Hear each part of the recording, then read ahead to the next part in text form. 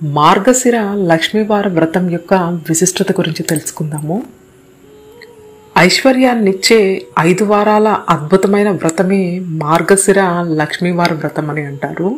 శ్రీ మహావిష్ణువుకి ప్రీతిపాత్రమైన ఈ మాసంలో స్వామివారి సతీమణి అయిన మహాలక్ష్మికి విశేషకరమైన పూజలు నిర్వహిస్తారు.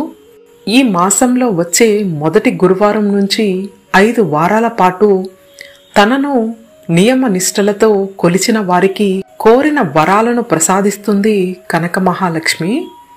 మార్గశిర మాసంలో మహాలక్ష్మిని ఎవరైతే మనస్ఫూర్తిగా ధ్యానిస్తారో పూజిస్తారో సంవత్సరంలోని మిగిలిన 11 మాసాల్లోనూ వారికి కనక మహాలక్ష్మి యొక్క కృపచేత అష్టలక్ష్మి వైభవం సమకూరుతుందని, వారి మార్గం విజయపదమై విరాజిల్లుతుందని అంటారు.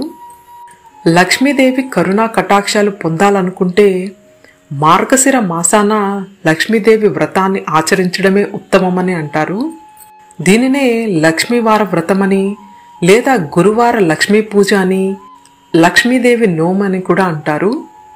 మార్గశిర లక్ష్మీవార వ్రతం ఇప్సితాలను ఈడ్చేందుకు లోకానికి దక్కిన మహత్తరమైన వరమని అంటారు.